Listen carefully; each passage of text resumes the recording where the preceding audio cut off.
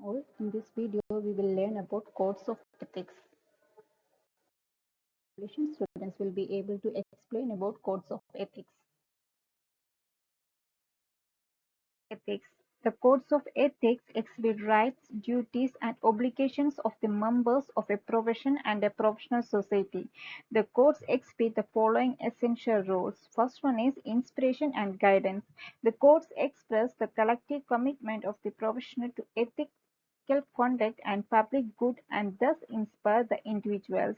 They identify primarily responsibilities and provide statement and guidance on interpretations for the professional and the professional societies. Support to engineers. The code gives positive support to professionals for taking stance on moral issues. Further, they serve as potential legal support to discharge professional obligations and discipline. The code serves as the basis of investigating unethical actions.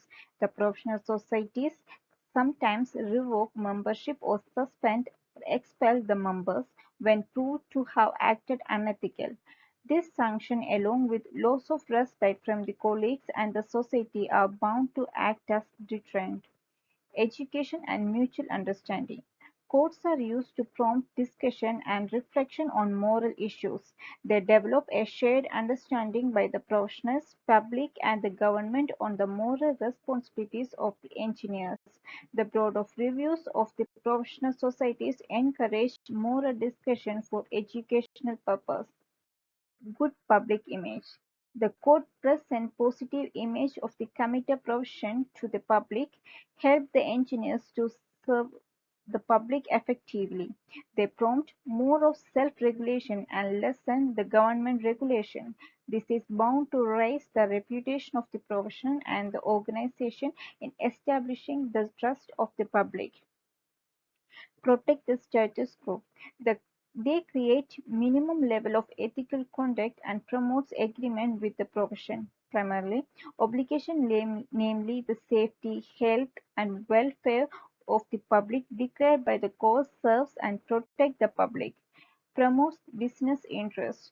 The code offers inspiration to the entrepreneurs, establish shared standards, healthy competitions, and maximize profit to investors, employees, and consumers. Limitations. The codes are not remedy for all evils. They have many limitations, namely general and vague wording. Many statements are general in nature and hence unable to solve all problems. Not applicable to all situations, codes are not scarce and secret and need not be accepted without criticism. Tolerance for criticisms of the codes themselves should be allowed. Often have internal conflicts. Many times the priorities are clearly spelled out. Courts forbid public remarks critical of colleagues, but they actually discovered a major bribery which might have caused a huge loss of the exchequer. They cannot be treated as final moral authority for professional conduct. Courts have flaws by commission and omissions. There, there are still some grey areas undefined by courts.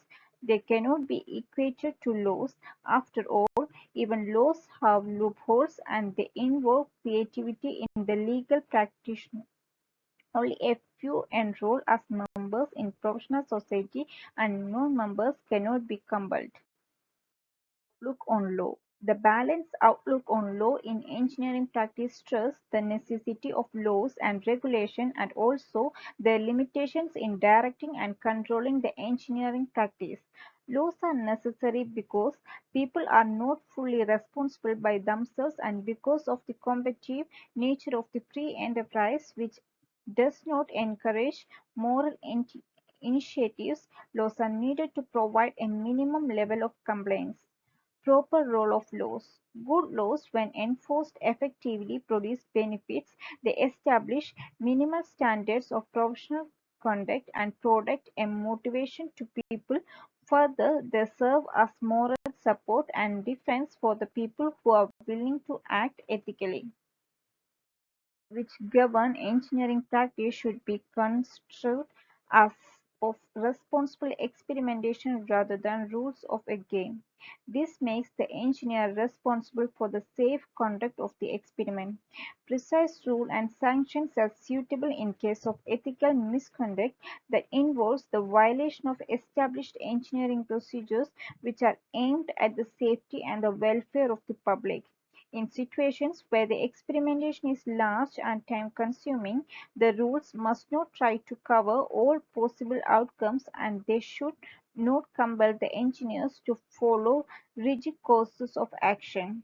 The regulation should be broad but makes engineers accountable for their decisions, and through their professional societies, the engineer can facilitate framing and rules, amend wherever necessary, and enforce them but without giving in for conflicts of interest.